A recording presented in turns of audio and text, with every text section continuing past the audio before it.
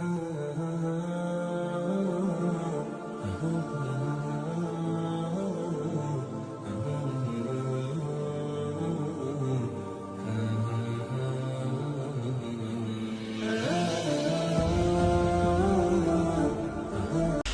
الله الرحمن الرحيم. السلام عليكم ورحمة الله. الحمد لله رب العالمين، والصلاة والسلام على سيد المرسلين وعلى آله وصحبه أجمعين، أما بعد. فأعوذ بالله من الشيطان الرجيم. بسم الله الرحمن الرحيم. طاسيم ميم. تلك آيات الكتاب المبين. نتلو عليك من نبأ موسى وفرعون بالحق لقوم يؤمنون. صدق الله العظيم. கண்ணியத்துக்குரிய அல்லாஹ்வினுடையார்களே, இன்றைய தினம் சூரத்துல் கஸஸ், சூரா அன்கபூத், இவ்வாறு சூரா நம்ல் ஆகிய சூறாக்கள் ஓதப்பட்டது. சூரா கஸஸ்லையும் அல்லாஹ் சுப்ஹானஹு தஆலா எப்படி சூரா யூசுஃபில் ஹதரத் யூசுஃப் அலைஹிஸ்ஸலாத்தினுடைய வரலாறு, பிறப்பிலிருந்து அவர்களுடைய வாலிபம், பிறகு அவர்களுடைய முதிர்ச்சியான அந்த வயதில் அவர்களுக்கு அல்லாஹ் கொடுத்த பாக்கியங்கள், இதையெல்லாம் அல்லாஹ் எப்படி சூரா யூசுஃபில் சொல்லி காட்டினானோ, அதே மாதிரி ஹதரத் மூசா அலைஹிஸ்ஸலாம் அவர்கள் விஷயமாகவும் பிறப்பிலிருந்தே அல்லாஹ் இந்த சூறாவில் சொல்லி காட்டுவான். நபி ஸல்லல்லாஹு அலைஹி வஸல்லம் அவர்களுக்கு ஆறுதலாகவும் சஹாபாக்களுக்கு ஆறுதலாகவும் கியாமத் வரை வரக்கூடிய முஸ்லீம்களுக்கு அவரவர்கள் காலத்தில் ஏற்படக்கூடிய சோதனைகளுக்கு ஆறுதலாகவும் அல்லாஹு தாலா இந்த சம்பவங்களெல்லாம் சொல்லி காட்டுவான். அல்லாஹுவின் மீது முழுமையான நம்பிக்கை, தவக்குல் வைத்தவர்களை அல்லாஹ் சுப்ஹானஹு தஆலா வீணாக்கியதே கிடையாது. அவர்களை அல்லாஹ் சுப்ஹானஹு தஆலா காப்பாற்றியிருக்கிறான். எப்படி ஹதரத் யூசுஃப் அலைஹிஸ்ஸலாம் சொந்த ஊரிலிருந்து சகோதரர்களால் கடத்தப்பட்டு கிணற்றில் போடப்பட்டு, பிறகு அங்கு வழிபோகர்கள் போகக்கூடியவங்க கிணத்திலிருந்து எடுத்துக்கொண்டு மிஸ்ருக்கு போனாங்க. மிஸ்ரில் அவருடைய வாழ்க்கை கழிந்தது. அல்லாஹ் மிஸ்ர் தேசத்தினுடைய அசீஸாக அல்லாஹு தஆலா அவர்களை தலைவராக, அமீராக ஆக்கினான். பெரிய அந்தஸ்து அல்லாஹ் கொடுத்தான். அப்படி அவர்கள் மிஸ்ர் தேசத்துக்கு போனது தான் காரணம். பிற்காலத்தில் பஞ்சம் ஏற்பட்டு இவர்களுடைய தந்தையும் குடும்பத்தார்களும் வாழக்கூடிய அந்த கன்ஆன், அந்த ஷாம் தேசத்தில் தான் அவங்களுடைய அசல் ஊர். அங்கிருந்து அவங்க மிஸ்ருக்கு பஞ்ச காலத்தில் வந்த சரித்திரமெல்லாம் சூரா யூசுஃபில் நமக்கு சொல்லப்பட்டுச்சு. நபி யூசுஃப் அலைஹிஸ்ஸலாம் குடும்பத்தார்கள்லாம் பிற்காலத்தில் யூசுஃப் நபிட்டே வந்தாங்க. எல்லாருமே வந்து அங்கே குடியேறிட்டாங்க. யூசுஃப் அலைஹிஸ்ஸலாம் அவர்களுடைய குடும்பத்தார்களோட, சகோதரர்களோட அங்கே இருந்து பல தலைமுறை அங்கே வாழ்கிறாங்க. அங்கே தான் பிற்காலத்தில் ஃபிரௌன் ஆட்சிக்கு வர்றான். மிஸ்ரில் ஃபிரௌனுடைய ஆட்சி வருது.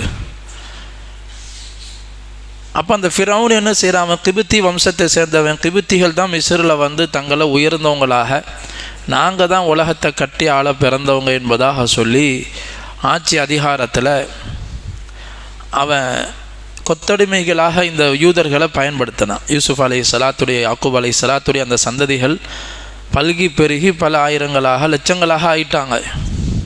அவர்களெல்லாம் கொத்தடிமைகளாக வைத்து பெரும் பெரும் வேலைகளை வாங்கிட்டு இருக்கிறான் ஃபிரௌன். அதனால் இவங்க என்னதான் இருந்தாலும் சொந்த ஊர், இந்த ஊருக்காரங்க கிடையாது, இவங்கெல்லாம் அந்நியர்கள். இந்த பனு இஸ்ரவேலர்கள் அந்நியர்கள் என்பதாகவே ஃபிரௌன் கருதி அவங்ககிட்ட வேலை வாங்கினா. வேலை வாங்கினது வீட்டில் கொடுமைகள் செய்தான். அவனுக்கு சொல்லப்பட்டுச்சு, இந்த மாதிரி உன்னுடைய ஆட்சிக்கு வந்து பங்கம் விளைவிக்கக்கூடிய, உன்னுடைய ஆட்சியை வீழ்த்தக்கூடிய ஒரு குழந்தை பிறக்க இருக்குது. அந்த குழந்தையின் மூலமாக உனக்கு தோல்வி ஏற்படுங்கிற செய்தி அவனுக்கு சொல்லப்பட்டுச்சு. ஒரு கனவுக்கு விளக்கமாகவும் சொல்லப்பட்டது, அல்லது தலைமுறையாக சொல்லப்பட்டு வந்தது. பிற்காலத்தில் இந்த சந்ததியில் ஒரு நபி வருவாங்க, அவங்க மூலமாக கொடுங்கோலன் ஆட்சியாளன் மிஸ்ரை ஆண்டு கொண்டிருப்பான், அவன் வந்து வீழ்த்தப்படுவாங்கிற அந்த செய்தி அந்த ஃபிரௌனுக்கு தெரிஞ்சதும் தான் பிறக்கிற ஆண் குழந்தைகள் எல்லாரையும் கொலை செஞ்சான். யாரை? இந்த யூத குடும்பத்தில் பிறக்கக்கூடிய இனிதான் பிறக்க போதுன்னு சொல்லப்பட்டது அவனுக்கு. அப்போ இனி பிறக்கிற ஆண் குழந்தைகள் எல்லாத்தையும் கொலை செய்தான். அதுக்காக வீடு வீடாக சென்று பெண்களும் என்ன செய்வாங்க, அவங்க குறிப்பெடுத்து யார் வீட்டில் கற்பமுள்ள பெண்கள் இருக்கிறாங்களோ குறிப்பெடுத்து கொள்வாங்க. அவங்க குழந்தை பெக்கிற நேரம் வந்துட்டால் அந்த அரசாங்க சார்பாக பெண்களே வருவாங்க, பிரசவம் பார்ப்பாங்க. பெண் குழந்தையாக இருந்தால் விட்டுருவாங்க, ஆண் குழந்தைகளாக இருந்தால் கொலை செய்கிறதுக்கு ஆட்களை தருவிப்பாங்க. வீட்டுக்குள்ளே போனால் அந்த குழந்தைய பச்சிலம் குழந்தைய நூற்றுக்கணக்கான குழந்தைகள் கொலை செய்யப்பட்டாங்க. எதுக்காக? ஒரு மூசா அலைஹிஸ்ஸலாம் பிறக்கக்கூடாதுங்கிறதுக்காக. அப்போ ஆண் குழந்தைகள்லாம் கொல்லப்பட்டு பெண் குழந்தைகள்லாம் விடப்படுறாங்க. இதனால் அந்த கிபித்தி வம்சத்தினர்களே என்ன செஞ்சாங்கன்னா ஃபிரௌன்கிட்ட போய் சொன்னாங்க, இப்படி நீங்கள் கொலை செஞ்சீங்கன்னு சொன்னால் பிற்காலத்தில் நமக்கு வேலை செய்கிறதுக்கு ஆட்கள் இல்லாமல் பெண்கள் மட்டும் இருப்பாங்க. இந்த ஆண்கள் செய்கிற வேலையை பெண்களால் எல்லாம் செய்ய முடியாது. அதனால் கொஞ்சம் பார்த்து இதை குறைச்சிக்கிட்டால் நல்லதுன்னு சொல்லப்பட்டுச்சு. அப்போ ஒரு நாள் அவன் கொலை செய்வான், ஒரு நாள் கொலை செய்ய மாட்டான். இப்படின்ற தர்த்தீப் அவன் வைக்கப்பட்டிருந்துச்சு. அதில் தான் ஒரு நாள் ஹாரூன் அலைஹிஸ்ஸலாம், எந்த நாள் அவன் கொலை செய்யாத நாளாக இருக்கும்போது ஹாரூன் அலைஹிஸ்ஸலாம் பிறக்கிறாங்க. அவன் கொலை செய்யணுங்கிற முடிவு செய்யப்பட்ட நாளில் மூசா அலைஹிஸ்ஸலாம் பிறக்கிறாங்க. அவங்களுடைய தாயார் கற்பமான நேரத்தில் அல்லாஹ் சுப்ஹானஹு வ தஆலா யாருக்கும் தெரியாதவனை, கற்பமாகிறதே தெரியாத அளவுக்கு அல்லாஹு தஆலா அவங்க தாயாருடைய வயிற்றை மறைத்து வைத்திருந்தான். கற்பமான பிறகு அல்லாஹ் அவங்க உள்ளத்தில் குழந்தையை பெற்ற பிறகு அந்த தாயினுடைய உள்ளத்தில் அல்லாஹ் போட்டான். வஅவ்ஹைனா இலா உம்மி மூசா, மூசா அலைஹிஸ்ஸலாத்துடைய தாயாருடைய உள்ளத்தில் அல்லாஹ் போட்டான், இதை நீங்கள் என்ன செய்யுங்க, பின்னாடி வீட்டுக்கு பின்னாடி கடல் போகுது, அந்த கடலில் என்ன செய்ய, ஒரு பெட்டியில் குழந்தைய வைத்து அதில் கவுத்தை கட்டி தாயார் வச்சுக்கிடுவாங்க. யாராவது வீட்டில் செக் பண்ண வர்றாங்கன்னு சொன்னால் அந்த குழந்தைய அந்த பெட்டியில் வச்சுருவாங்க. அந்த தண்ணியில் மிதக்கக்கூடிய பெட்டியில் வச்சு மூடி அவங்க கைத்தை கட்டி வச்சுக்கிடுவாங்க. ஆட்கள் போன பிறகு குழந்தைய எடுத்துருவாங்க.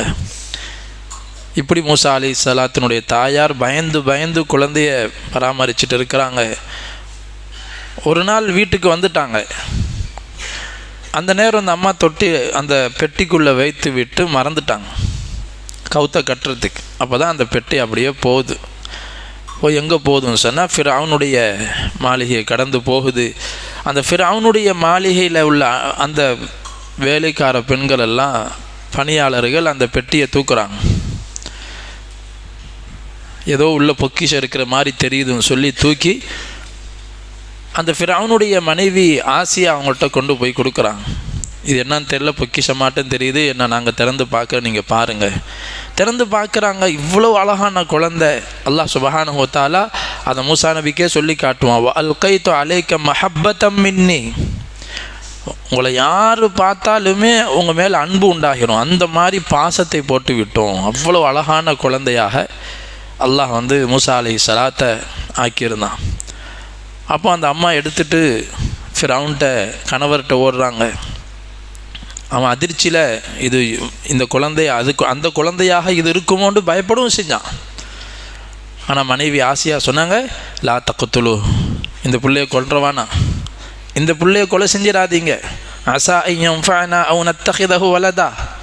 ஃபிரௌன் மூலமாக ஆசியாவுக்கு குழந்தை இல்லாமல் இருந்துச்சு.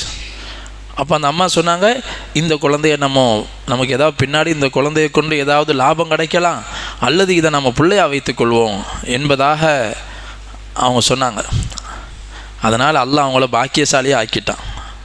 மூசா அலைஹிஸ்ஸலாத் அவங்க தத்தெடுத்ததுனால அந்த அம்மா உலக பெண்கள்லேயே சிறந்த பெண்ணாக அல்லாஹ் தஆலா உதாரணம் சொன்னான். ஈமானுக்கு முன் உதாரணமான பெண் யாருன்னு ஆசியா அதான்னு சொல்லியிருக்கிறான். குர்ஆன்லேயே அல்லாஹ் சிலாஹிச்சிருப்பான், பாராட்டி சொல்லியிருக்கிறான். ஃபிரௌன் அந்த நேரத்தில் அதை உதாசீனம் செஞ்சான். நீ வேணால் பிள்ளைய வச்சுக்க, எனக்கு என்னமோ அது இதாக தெரியலைன்னு மறுத்தான். அதனால் அவன் நசீபு கெட்டவனாக ஆயிட்டான். அப்போ அந்த அம்மா தான் வளர்க்குறாங்க. எடுத்தாங்க குழந்தைய. அந்த சரித்திரத்தை அல்லாஹ் சொல்லி காட்டுறான். ஆனால் தாயினுடைய உள்ளத்தில் ஒரு பதட்டம், பீதி ஏற்படுது. புள்ள என்ன ஆயிடுச்சு. எல்லா குழந்தையும் கொல்லப்பட்ட நேரத்தை அல்லாஹ் நம்ம பிள்ளைய மட்டும் காப்பாற்றினா, இனியும் காப்பாற்றணுங்கிற அந்த அல்லாஹ் மேலே எந்த அளவுக்கு அந்த அம்மாவுக்கு தவக்குள் இருந்துச்சு, அல்லாஹ் அதை பாராட்டுறான். இதுதான் அசலான விஷயம். எவ்வளோ ஆபத்தான கஷ்டமான நேரம் வந்தாலும் அல்லாஹ் மேலே தவக்குள் வைக்கணும். அல்லாஹ் எனக்கு தருவாங்கிற உறுதியும் வைராக்கியமும் இருக்கணும். அதுதான் மூசா அலைஹிஸ்ஸலாத்தினுடைய தாயாரிடத்தில் அந்த உறுதி ஈமான் இருந்துச்சு. அல்லாஹ் அதை வீணாக்கலை. அல்லாஹ் உள்ளத்தில் போட்டான், திருப்பி குழந்தைய தருவோன்னு சொல்லி. அல்லாஹ் ஒரு நாள் தான் அந்த பிரிவு ஏற்பட்டுச்சு. அந்த குழந்தையை அழுகுது, பால் ஊற்றத்துக்காக செவிலி தாய்மார்களை தேடுறாங்க. அல்லாஹு தாலா வஹர்ரம்னா அலைஹில் மராதிஅ மின் கபல், யாருடைய மடுவுலையும் பால் குடிக்கலை மூசா அலைஹிஸ்ஸலாம். குழந்தையாக இருக்கும் போதே பால் ஊற்ற செவிலி தாய்மார்கள்லாம் வர்றாங்க, பால் குடிக்கலை. அப்போ இந்த அம்மா மூசா அலைஹிஸ்ஸலாத்துடைய அம்மா தன்னுடைய மூத்த மகளிடத்தில் மூசா அலைஹிஸ்ஸலாம் சகோதரிகிட்ட சொல்லி அனுப்புகிறாங்க, போய் பார் என்ன நடக்குதுன்னு சொல்லி. இந்த சகோதரி ஓடி போய் பார்க்குறாங்க. பார்த்தா தன்னுடைய சகோதரன் மூசா அலைஹிஸ்ஸலாத்தை வைத்து கொண்டு பால் ஊட்ட செவிலி தாய்மார்களை தேடுறாங்க. ஆனால் தம்பி யார்ட்டையும் பால் குடிக்கிறது இல்லை. இது என்னுடைய தம்பி தாண்டு சொல்லலை, மறைத்து கொண்டாங்க. அதை எங்கள் வீட்டு புள்ள தாண்டு சொல்லிக்கல, சொன்னால் கொண்டுருவாங்க, பனு இஸ்ராயீல் வீட்டு பிள்ளைங்க தான் சொல்லி, இஸ்ரவேலர் வீட்டு குழந்தைன்னு தெரிஞ்சு போயிடும். அதனால் சகோதரி பயந்துக்கிட்டு யார்ட்டையும் பால் குடிக்காமல் குழந்தை அழுகுது.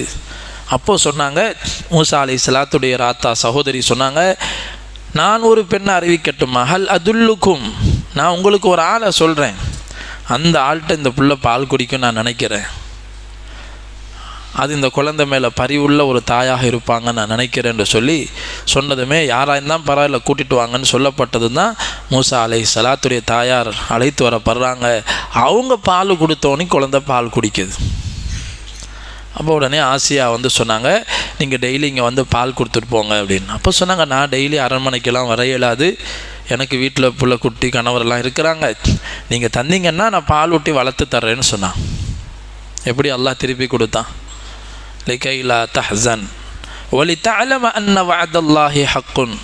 அந்த மூசா அலைஹிஸ்ஸலாத்துடைய தாயாருடைய கவலையை போக்குவதற்காகவும், அந்த தாய் விளங்க வேண்டும், அல்லாஹ் ஒரு விஷயத்தை வாக்களித்தால் அதை சத்தியம் நிறைவேற்றுவான்னு நம்ப வேண்டும் என்பதற்காக நம்ம திருப்பி அனுப்பி வச்சோம். மூசா அலைஹிஸ்ஸலாம் ஒரு நாள் தான் பிரிஞ்சிருந்தாங்க, மறுநாள் வீட்டுக்கே அல்லாஹ் போக வச்சான்.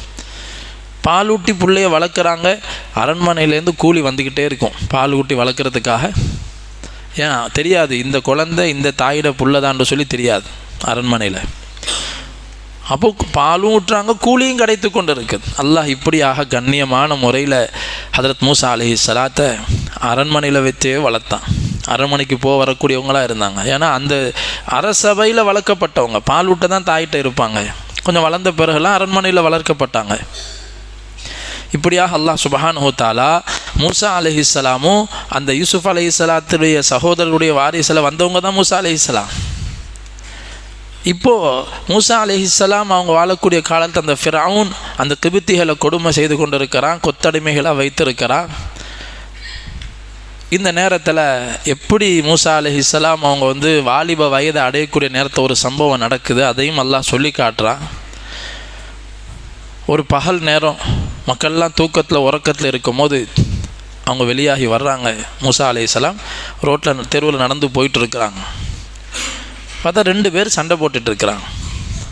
2 பேரில் ஒரு ஆள் யாருன்னு பார்த்தா ஃபிரௌனுடைய வம்சத்தை சேர்ந்த கிபித்தி வம்சத்தை சேர்ந்த ஒருத்தனுக்கும் இந்த பனு இஸ்ரவேலர்களை சேர்ந்த ஒருத்தனுக்கும் மத்தியில் சண்டை நடக்குது.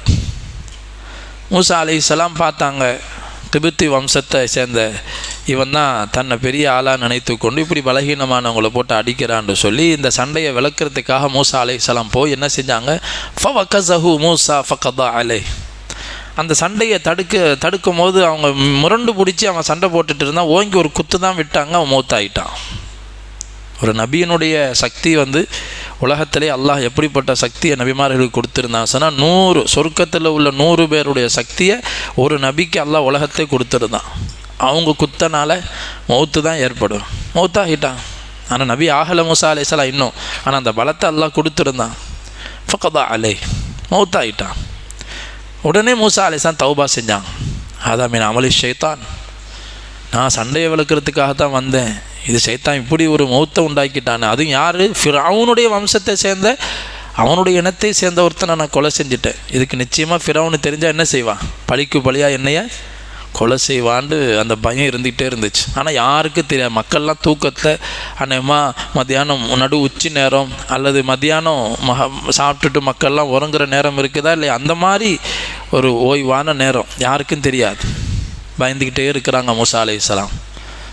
மக்கள்லாம் யார் கொண்டதுன்னு தெரியலை, அப்படி விட்டுட்டாங்க. அலசி ஆராய்ந்து கொண்டு இருக்கிறாங்க.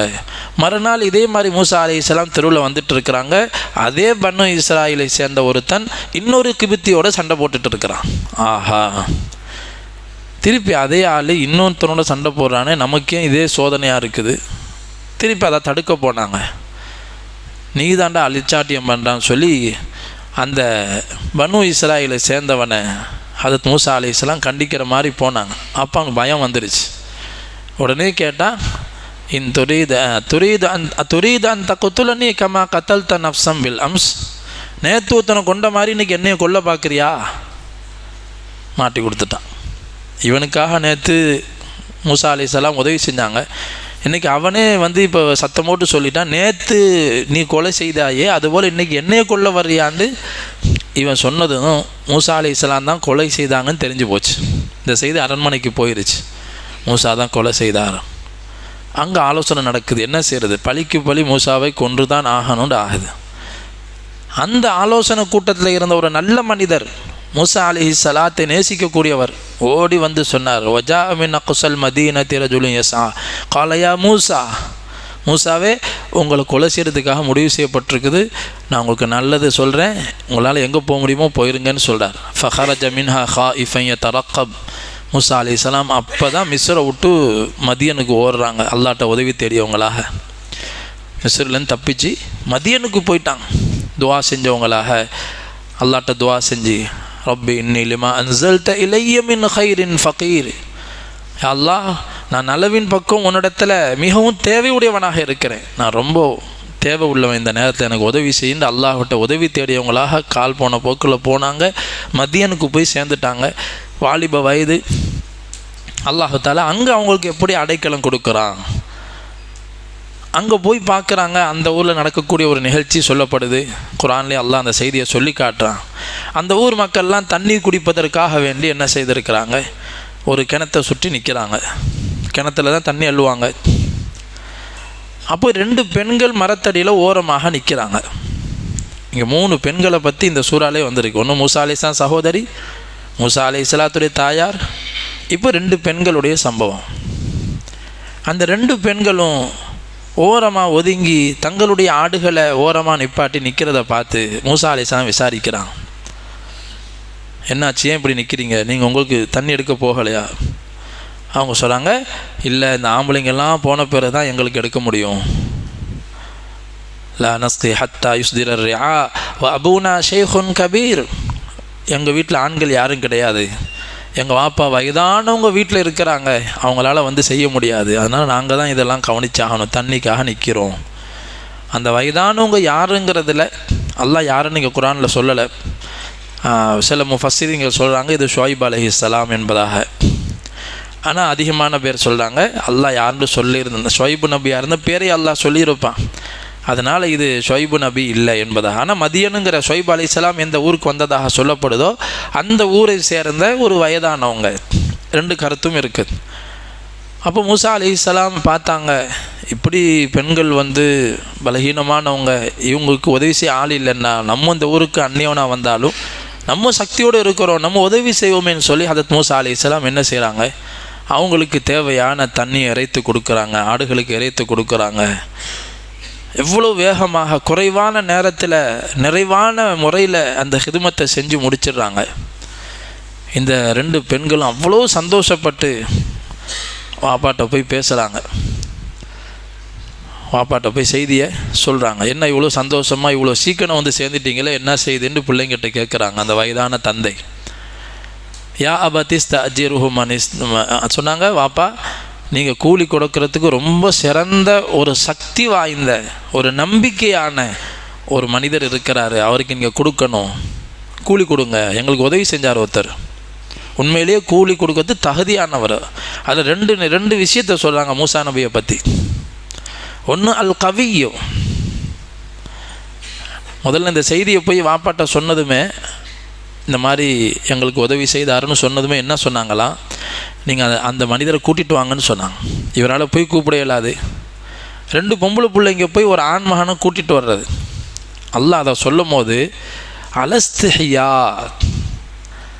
பெண்களுக்கு இயல்பாகவே அல்லாஹ் சுப்ஹானஹு வ தஆலா வெக்க சுபாவத்தோடு தான் படைக்கிறான். பிறக்கக்கூடிய ஒவ்வொரு குழந்தையுமே குல்லு மௌலூதின் யூலது அலா ஃபித்ரத்தில் இஸ்லாம், பிறக்கக்கூடிய ஒவ்வொரு குழந்தையும் இஸ்லாம்னு சொல்லப்படக்கூடிய இந்த இயற்கையான மார்க்கத்தை ஏற்கும் சுபாவத்தில் தான் பிறக்குது. ஃபஅபவாஹு யுஹவ்விதானிஹி அவ் யுனஸ்ஸிரானிஹி அவ் யுமஜ்ஜிசானிஹி, தாய் தந்தையர்கள் தான் அந்த பிள்ளைங்களை மாற்றிடுறாங்க.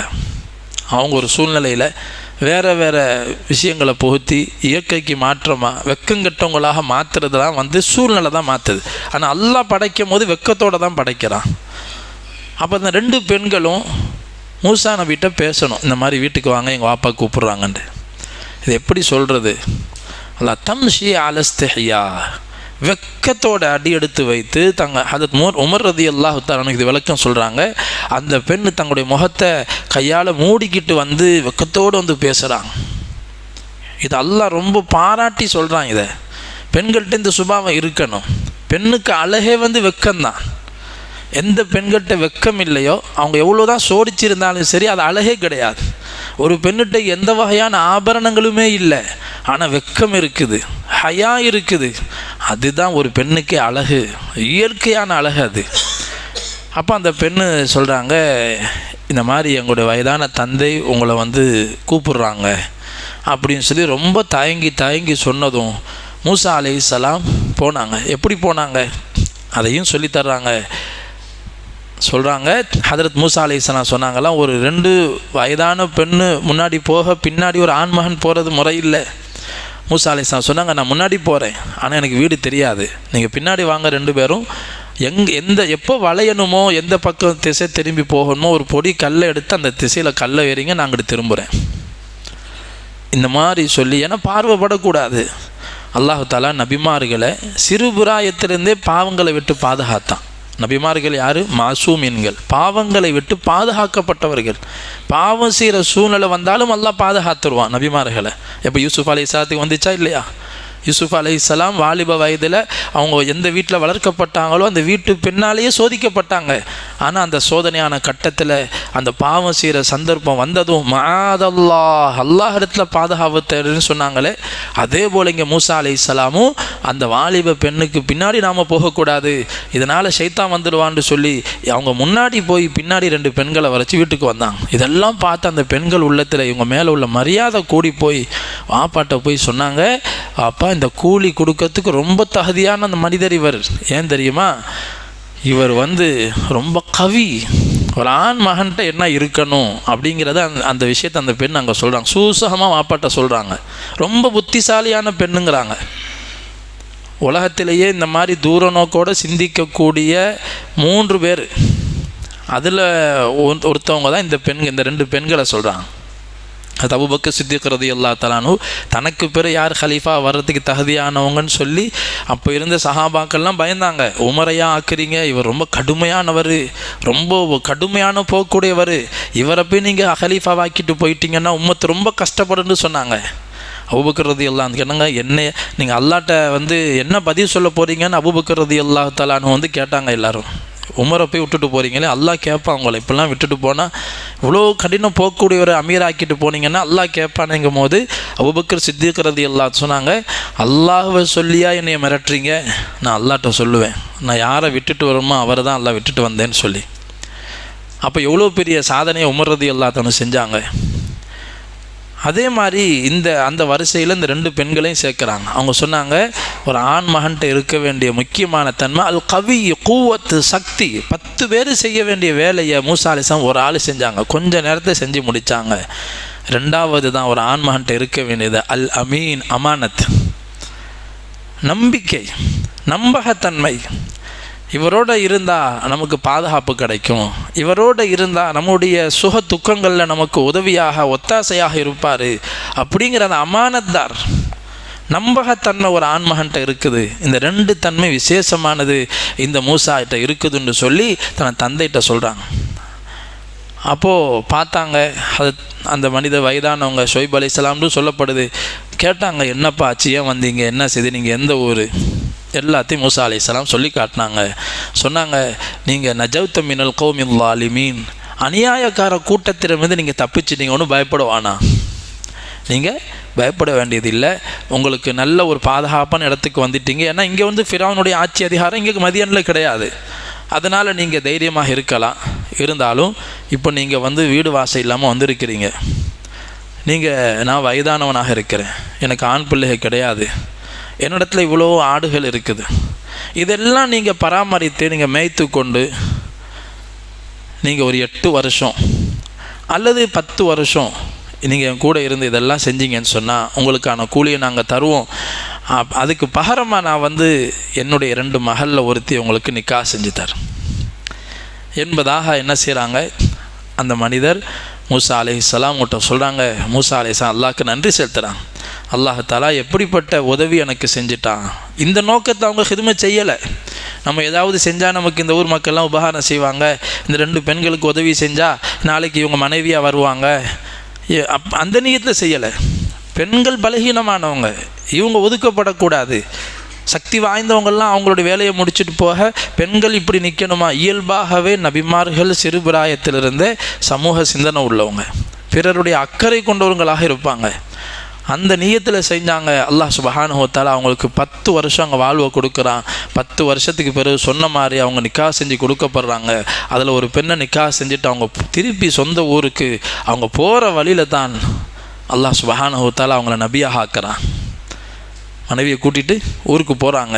போகிற வழியில் தான் கடுமையான இருள், காடுகளை கடந்து போகிறாங்க, மிஸ்ருக்கு போகிறாங்க. போகிற வழியில் இருட்டாயிருச்சு, கடும் குளிராக இருக்குது.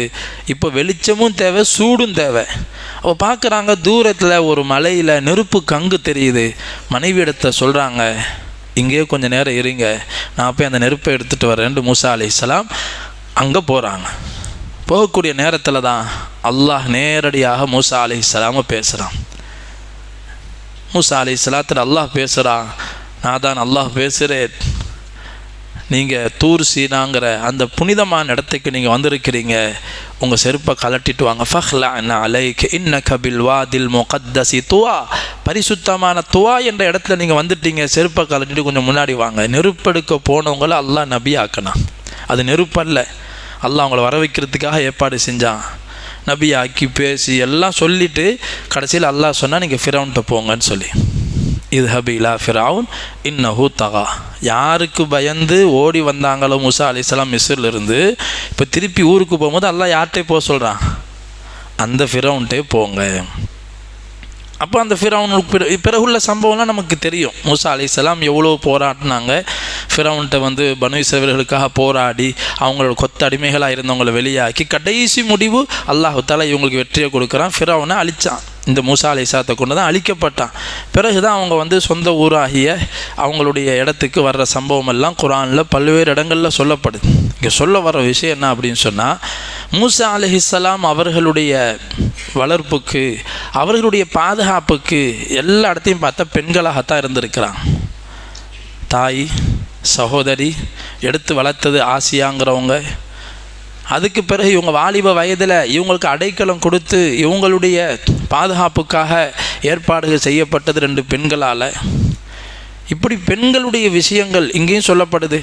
இந்த மாதிரி நேரங்கள் எல்லாம் அவங்க எவ்வளோ பாதுகாக்கப்பட்டாங்க. பெண்களை கொண்டும் பெரும் பெரும் விஷயங்கள், சாதனைகள் உலகத்தில் நடந்திருக்குது. நம்ம நேற்று வரைக்கும் பார்த்தோம் பத்ருடைய விஷயத்தில். நபி ஸல்லல்லாஹு அலைஹி வஸல்லம் இந்த பத்ருடைய யுத்தத்துக்கு பிறகு அவங்களுக்கு கிடைத்த மரியாதை, இஸ்லாத்துக்கு கிடைத்த வெற்றி, இஸ்லாத்தினுடைய வளர்ச்சி, இதை கொண்டு பல மக்கள் அல்லாஹுடைய உதவியை பார்த்து தீனுல் இஸ்லாத்துக்குள்ள கூட்டம் கூட்டமாக வரக்கூடிய செய்தி, இதெல்லாம் முனாஃபிகீன்களுடைய தலைவனாக இருந்த அப்துல்லாஹ் இப்னு உபய் இப்னு சலூலுடைய உள்ளத்தில் நெருப்பாக விரோதம் வளர்ந்துக்கிட்டு இருக்குது, புகைந்து கொண்டே இருக்குது அவன் உள்ளத்தில். ஏதாவது ஒரு சந்தர்ப்பம் கிடைக்காதா இவரை வீழ்த்துறதுக்கும் சொல்லி தான் பல போர்களுக்கெல்லாம் மறைமுகமாக இவன் தூண்டி கொண்டே இருந்தான். ஆனால் முஸ்லீம்களுக்கு மத்தியில் முஸ்லீமாக நடித்து கொண்டு இருந்தான். அதனால் அவன் விஷயத்தில் எந்த முடிவும் செய்யலை. ஒரு சந்தர்ப்பம் கிடச்சிச்சு அவனுக்கு. என்ன தெரியுமா, நபி ஸல்லல்லாஹு அலைஹி வஸல்லுடைய குடும்பத்தார்களில் அன்னை ஆயிஷா ரலியல்லாஹு தஆலா அன்ஹா விஷயமாக அவதூறு சொல்லக்கூடிய ஒரு சந்தர்ப்பம் அவனுக்கு கிடச்சிச்சு. அதை பயன்படுத்தி கொண்டான். நான் எதிர்பார்த்த மாதிரி கிடச்சிச்சு. பொதுவாக பெண்கள் விஷயத்தில் பல்வேறு சட்டங்கள் இந்த உம்மத்துக்கு கிடைச்சது இருக்குது ஆயிஷா ரலியல்லாஹு தஆலா மூலம்தான். பல மசாயில்கள், ஒழுவுக்கு பதிலாக தயமம் செய்கிறது, அந்த மாதிரி பல்வேறு சட்டங்கள் இருக்குது. ஆயிஷா ரலியல்லாஹு தஆலா ஒரு காரணமாக இருந்தாங்க. அதில் ஒரு சம்பவம் என்ன, சூரா நூறில் கூட அது ஓதப்பட்டது. அது பெரிய சம்பவம். நபி ஸல்லல்லாஹு அலைஹி வஸல்லம் எந்த பயணம் போனாலும் தங்களுடைய மனைவிமார்களில் யாரையாவது ஒருத்தவங்களை சீட்டு போட்டு யாருடைய பேர் வருதோ அந்த மனைவியை அழைச்சிட்டு போவாங்க. அந்த மாதிரி ஒரு ஹிஜ்ரி 6 அல்லது 7 பனுல் முஸ்தலிக்குன்னு சொல்லி ஒரு போருக்காக போகும்போது சீட்டு போட்டு தன்னுடைய மனைவி ஆயிஷா ரலியல்லாஹு தான் அழைச்சிட்டு போகிறாங்க. அவங்களே சொல்கிறாங்க, அந்த காலத்தில் இது பரதாவுடைய ஆயத்து இறங்கின பிறகு நடக்குது. பல்லாக்கு நமக்கு விளங்குற மாதிரி சொன்னால் இன்றைக்கி மையத்தை தூக்கிட்டு போகிறதுக்கு சந்துக்கு போட்டு வச்சுருக்கிறோமே, அந்த மாதிரி அந்த காலத்து பெண்களை வந்து பிரயாணத்தில் கூட்டிகிட்டு போகிறா இருந்தால் ஒரு ஆள் உட்கார்ற அளவுக்கு அந்த மாதிரி ஒரு பெட்டியை செய்வாங்க. 4 கம்பு இருக்கும், 4 பக்கம், எப்படி சந்துக்கு பெட்டியை தூக்கி போகிறதுக்கு 4 கம்பு இருக்குதா இல்லையா, அந்த மாதிரி ஒரு பெண் அதுக்குள்ளே உட்கார வச்சு துணியை போட்டு மூடி அதை அப்படியே தூக்கி ஒட்டகத்தில் உட்கார வைப்பாங்க. இது பல்லாக்குன்னு சொல்லுவாங்க, அல்லது வேறு அரபியில் ஹவுதஜ்னு சொல்லுவாங்க. ஆயிஷா ரலியல்லாஹு தஆலா அதில் உட்காந்துருவாங்க. சஹாபாக்கள் அதை தூக்கி ஒட்டகம் உட்காந்துருக்கும், அது மேலே வச்சு கட்டிடுவாங்க. பிறகு ஒட்டகம் எந்திரிச்சு போகும், அது உள்ளே அவங்க இருப்பாங்க, உள்ளே இருக்க வெளியே தெரியாது. இப்படி தான் பெண்களுடைய சஃபர் இருக்கும். பரதாவுடைய ஆயத்து இறங்கின பிறகு பெண்கள் இப்படி தான் பிரயாணம் செய்வாங்க. நம்ம தான் புர்கா எல்லாம் போட்டிக்கிறோமேன்னு சொல்லிட்டு ஏறி சும்மா உட்காந்து ஏறி போக மாட்டாங்க. இப்படி ஒரு ஏற்பாடு செஞ்சு உள்ளே உட்கார வைப்பாங்க. எனக்கு பெண்கள் பைக் ஓட்டிகிட்டே போகிறாங்க. நீங்களா நாங்களா வாங்க போட்டி போட்டுவோம், எல்லாம் பாதுகாக்கணும். பரதாவெல்லாம் காற்றுல பறக்குது, அல்லாஹ் மன்னிப்பானாக. கண்ணியமிக்க அல்லாஹ்னுடைய நபி ஸல்லல்லாஹு அலைஹி வஸல்லத்தினுடைய மனைவி ஆயிஷா ரலியல்லாஹு தஆலா இப்படி பிரயாணம் போகிறாங்க. போயிட்டு வரக்கூடிய சமயத்தில் இரவு தங்கிட்டு அதிகாலையில் பயணம் புறப்புற நேரம் அவங்க சுய தேவை நிறைவேற்றுறதுக்காக அந்த மைதானத்தில் ஒதுங்குபுறத்துக்கு போகிறாங்க. போயிட்டு வந்து பார்க்குறாங்க, தங்களுடைய கழுத்தில் மாட்டியிருந்த ஒரு மாலையை முத்து மாலை காணோம். தேடி போனாங்க. சரி, சுய தேவை நிறைவேற்றுறதுக்காக போயிருந்தோமே, அந்த இடத்துல விழுந்திருக்கும் சரி தேடி போனாங்க. தேடி கண்டுபிடிக்கிறதுக்குள்ளே இந்த பிரயாணத்தில் இந்த சஹாபாக்கள்லாம் போயிட்டாங்க. ஆயிஷா ரலியல்லாஹு தஆலா அன்ஹா அந்த ஹவுதஜுக்குள்ளே இருக்கிறாங்கன்னு நினச்சிக்கிட்டு அந்த பொட்டியை தூக்கி ஒட்டகத்தை வச்சு கட்டிட்டு போயிட்டாங்க.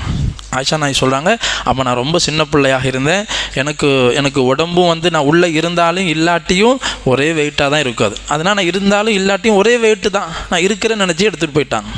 ஏன்னா நாங்கள்லாம் ஒரு ரொட்டி சாப்பிட்றதே அபூர்வம். ஒரு ரொட்டி முழுசாக சாப்பிட்றது ஒரு நாளைக்கு, ஒரு ரொட்டி ஒரு நாளைக்கு ஒரு வேளை தான் சாப்பாடே. அப்போ எவ்வளோ வெயிட் இருக்கும் உடம்புல. அப்போ நான் இருக்கிறேன்னு நினச்சி கொண்டு போயிட்டாங்க.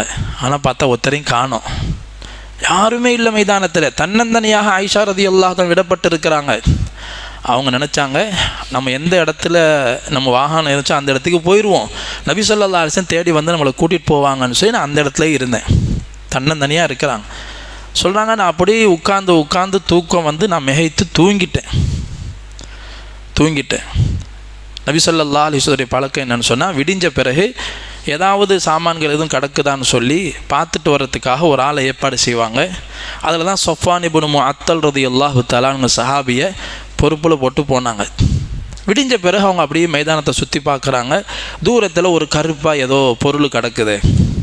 கிட்ட போய் பார்க்குறாங்க. பார்த்தா ஒரு பெண்ணு. அது யார்? ஆயிஷா ரலியல்லாஹு அன்ஹா. முகம் திறந்துருக்குது.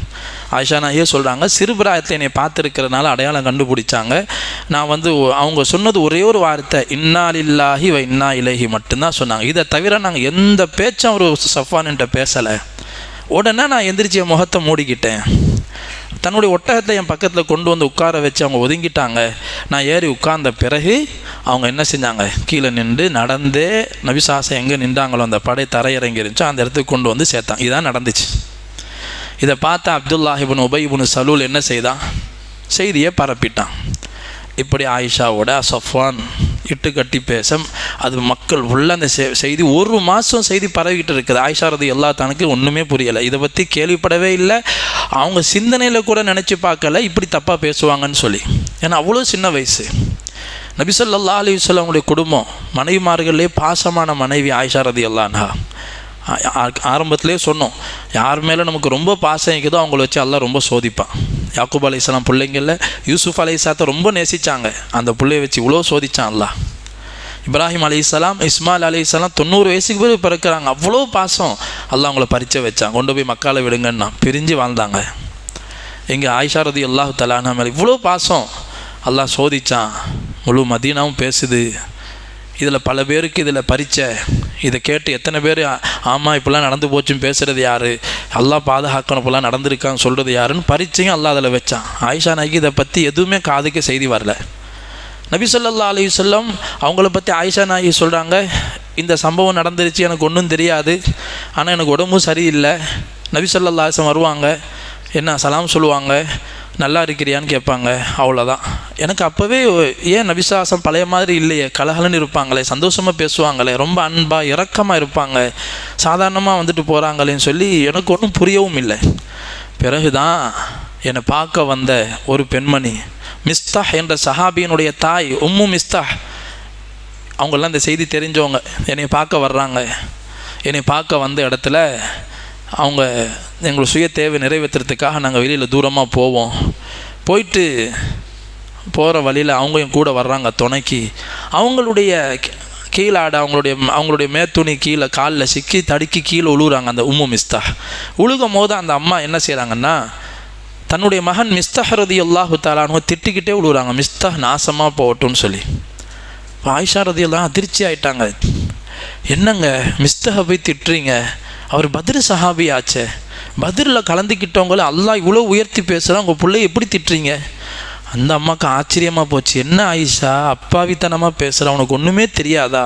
என்னது உன்னைய பற்றி அவதூறு சொல்கிறதுல மிஸ்தகம் தான் சொல்லிகிட்டு இருக்கிறான் அப்படின்னு சொன்னது. என்ன பேசுகிறாங்கன்னு அப்போ தான் கேட்குறாங்க. ஒரு மாதமாக நடந்துக்கிட்டு மதீனா முழுக்க காட்டு தீய போல்.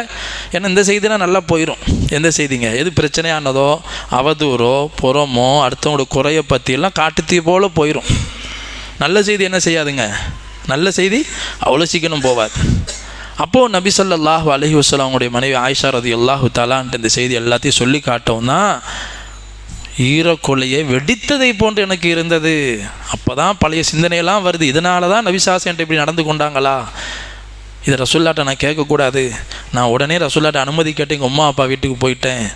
அம்மா அப்பாட்ட போய் சொன்னேன், தாயிட்ட போய் சொன்னேன், தாய்க்கெல்லாம் இந்த செய்தி தெரியுது. போய் சொன்னேன், இந்த மாதிரி என்ன பேசுகிறாங்க என்னை பற்றி மக்கள்லாம். தாய் ஆறுதல் சொன்னாங்க, ஆயிஷா கவலைப்படாத, 4-5 மனைவி 10 மனைவி உள்ளவங்களுக்கு சக்களத்திகளுக்கு மத்தியில் பொறாமை இருக்கும், ரொம்ப அழகுள்ள மனைவியாக இருக்கும் போது இப்படியெல்லாம் அவதூறு வரும், இதை பெருசுப்படுத்தாதேன்னு தாய் சாதாரணமாக சொல்லிட்டாங்க. ஆனாலும் எனக்கு தாங்க முடியலை, அழுகிற தூக்கம் இல்லை, கண்ணீர் வடித்து அந்த இரவு முழுக்க அழுக. மறுநாள் என்னை பார்க்க ஒரு அன்சாரி பெண்மணி அனுமதி கேட்டு வர்றாங்க. அவங்களும் என்னோட சேர்ந்து அழுகிறாங்க. நபி ஸல்லல்லாஹு அலைஹி வஸல்லம் பார்க்க வர்றாங்க. நபி ஸல்லல்லாஹு அலைஹி வஸல்லம் வந்தவங்களும் அல்லாஹ்வை புகழ்ந்து ஸலவாத்து சொல்லிட்டு, ஆயிஷா மனிதன் தப்பு செய்யக்கூடியவன், தப்பு செஞ்சால் அல்லாஹ் தௌபாவை ஏற்றுக்கொள்ளக்கூடியவன், தௌபா செய்யுங்க, இல்லைன்னு சொன்னால் இல்லைன்னு சொல்லுங்கள் என்பதாக நபிசா சொல்லுவோம். இன்னும் எனக்கு கவலை கூடி போச்சு, அழுகுறதுக்கு கண்ணில் தண்ணியே இல்லை. அல்லாஹ்வோட நபியே இப்படி கேட்குறாங்களா? இப்படி சொல்லவும் நான் என் தாயை பார்க்குறேம்மா, வாப்பா அபூபக்கர் நான் பார்க்குறேன், ரசூலுல்லாஹ் இப்படி சொல்கிறாங்க, பேசுங்களேன். அபூபக்கர் சொல்லுங்க, நான் என்னமா பேச முடியும் நபிகிட்ட? தாயார்கிட்ட சொல்கிறேன், உம்மா நீங்கள் பேசுங்க, நான் என்ன நபி சாஸ்திரத்தை பேச முடியும்? அப்போ ஆயிஷா ரலியல்லாஹு தான் சொன்னாங்க, நான் இந்த நேரத்தில் சத்தியம் பண்ணி நான் தப்பே செய்யலைன்னா நீங்கள் நம்ப மாட்டீங்க, அப்படி செஞ்சேன்னு சொன்னால் நம்பிடுவீங்க, ஆனால் அல்லாஹ்க்கு தெரியும் என்ன நடந்துச்சுன்னு சொல்லி. என் ரப்பே எனக்கு போதுமானவன். இந்த நேரத்தில் ஃபஸபருன் ஜமீல் வல்லாஹுல் முஸ்தஆனு அலா மா தஸிஃபூன், எந்த வார்த்தை யாக்கூப் அலைஹிஸ்ஸலாம் தங்களுடைய பிள்ளைகளை இழக்கும் போது எந்த வார்த்தையை சொல்லி பொறுமை செஞ்சாங்களோ அதே வார்த்தையை சொன்ன அல்லாஹ்ட்டே என் பாரத்தை சாட்டுன்னு சொல்லி அமைதியாகிட்டாங்க. நான் அப்படியே குப்புறப்படுத்த அழுதுகிட்டு கிடக்கிறேன். அழுது பிறகு அல்லாஹ் சுப்ஹானஹு வ தஆலா நபி ஸல்லல்லாஹு அலைஹி வஸல்லம் அவங்களும் மற்ற குடும்பத்தார்ட்ட மற்ற சஹாபாக்களும் விசாரிக்கிறாங்க, என்ன செய்யலாம், நீங்கள் என்ன சொல்கிறீங்க? பல சஹாபாக்கள் நல்ல அபிப்பிராயம் சொன்னாங்க. அலி ரலியல்லாஹு தஆலா அன்ஹு சொன்னாங்க, நீங்கள் இது விஷயமா உங்களுடைய அடிமை பெண் பரீராட்ட கேளுங்க, அவங்க சரியான அபிப்பிராயம் சொல்லலாம். பரீராவை கூப்பிட்டு நபிசாசன் கேட்குறாங்க, பரீரா ஆயிஷா விஷயத்தை நீங்கள் என்ன சொல்கிறீங்க? அவங்க சொன்னாங்க, அல்லாஹ் பாதுகாக்கணும், ஆயிஷா அப்படிப்பட்ட பெண் அல்ல, எனக்கு தெரிஞ்சு சிறந்த பெண்ணு, ஆனால் அப்பாவியான பெண்ணு. ஒரு ரொட்டி மாவை கொடுத்து மாவு குலைக்க சொன்னால் கூட குலைச்சிட்டு இருக்கும் போதே தூங்கிடுவாங்க, அவ்வளோ அப்பாவித்தனமான பெண்ணு விஷயத்தில் இது அவதூறாகத்தான் நான் நினைக்கிறேன்னு சொன்னாங்க. இப்படியெல்லாம் பல விஷயம் நடந்துட்டு இருக்குது. பிறகு அல்லாஹ் சுப்ஹானஹு தந்த சோதனைக்கு பிறகு ஆயத் இறக்குனா, இன்னல்லதீன ஜாஊ பில் இஃப்கி உஸ்பத்தும் மின்கும் லா தஹ்ஸபூஹு ஷர்ரா பல் ஹுவ கைர். நீங்கள் உங்களிடத்தில் ஒரு சாரார் இந்த மாதிரி விஷயத்தில் அவதூறு செய்து பேசி கொண்டு இருக்கிறார்கள். நபியினுடைய குடும்பத்தினார்களே, இதை பற்றி நீங்கள் தீமையாக நினைக்க வேணாம், உங்களுக்கு இது நன்மை தான். பாதிக்கப்பட்டவங்க அந்தஸ்து உயர்ந்துருச்சு. பாதிக்கப்பட்டவங்க இந்த மாதிரி பாதிக்கப்பட்டவங்கெல்லாம் இதை சந்தர்ப்பமாக பயன்படுத்தி பொறுமை செய்யணும். நிராசை ஆகுறது, வாழ்க்கையை வெறுக்கிறது, தற்கொலை செய்கிறது இதல்ல. பொறுமையும் அல்லாஹ்வை நெருங்கிறதுக்கு இது நல்ல சந்தர்ப்பம். அல்லாஹ் சொன்னான், லா தஹ்ஸபூஹு ஷர்ரா, இதை தீங்கா நினைக்காதீங்க.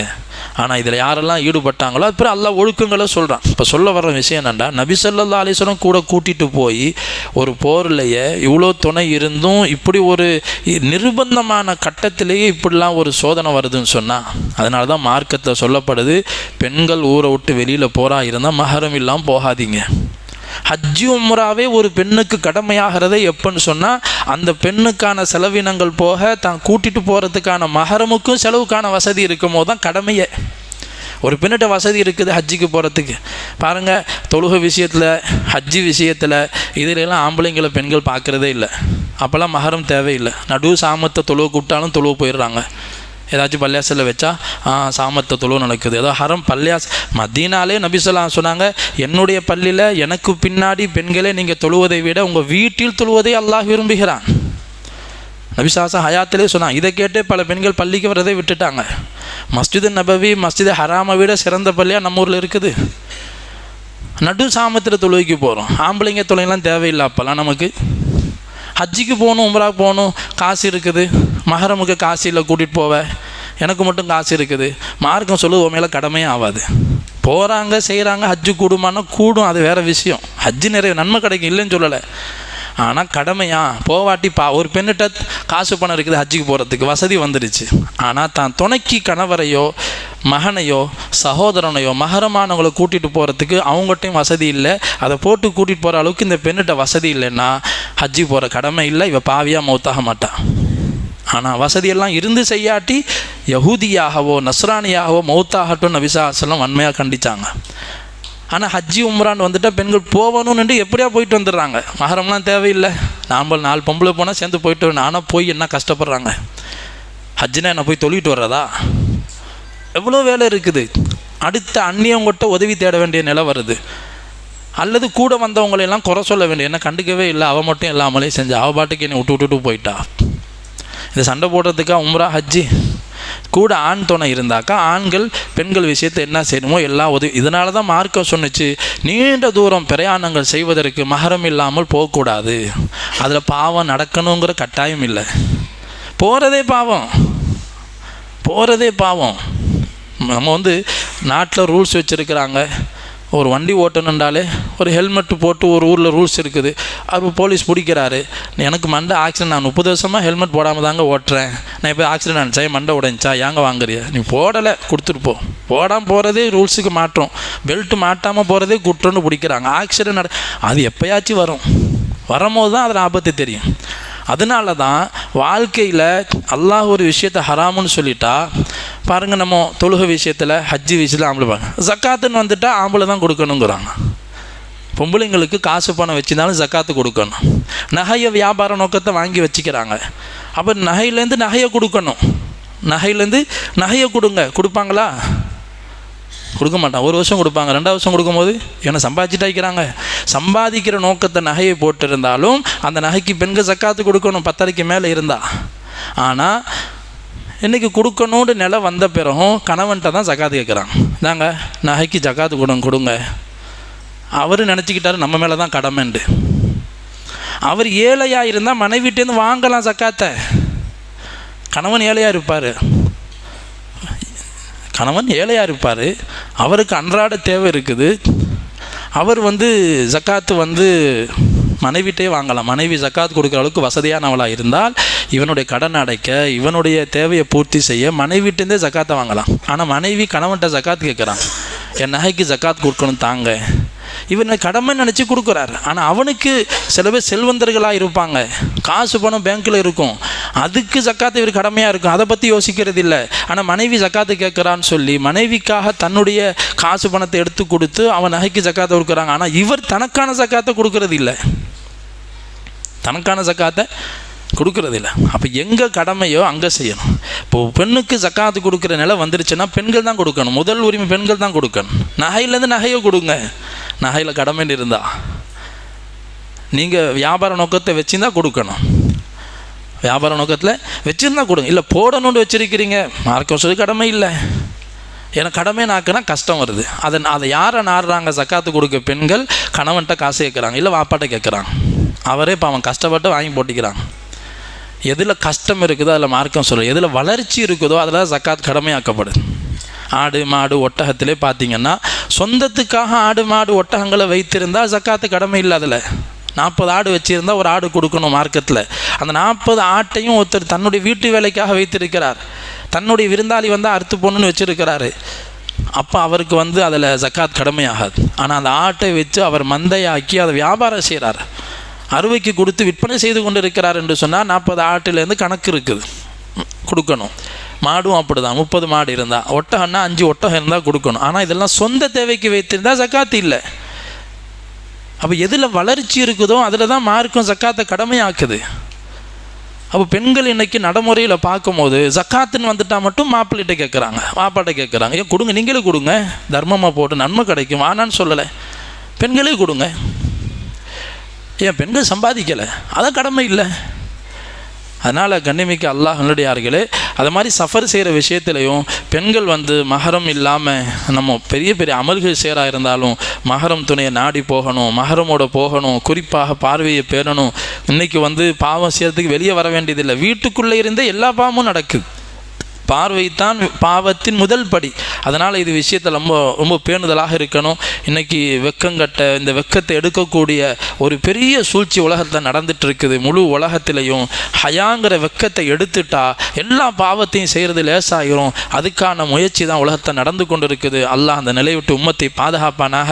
வெக்கத்தோடு ஹயாவோடு மானத்தோடு நல்ல ஒரு சமூகமாக உருவாகுவதற்கு அல்லாஹ், பரிசுத்தமான சமுதாயமாக ஆகுவதற்கு அல்லாஹ் தௌஃபீக் செய்வானாக. எல்லாருடைய வாழ்க்கையிலையும் அல்லாஹ் பரக்கத் செய்வானாக. எந்த விஷயங்களை அல்லாஹ் நம்மிடம் எதிர்பார்க்கிறானோ அந்த பரிசுத்தமான தீனுடைய வாழ்க்கையை பின்பற்றி நடக்க அல்லாஹ் தௌஃபீக் செய்வானாக. ஆமீன். வ ஆகிரு தாவானா அல்ஹம்துலில்லாஹி ரப்பில் ஆலமீன். சுப்ஹானக்கல்லாஹு வ பிஹம்திக.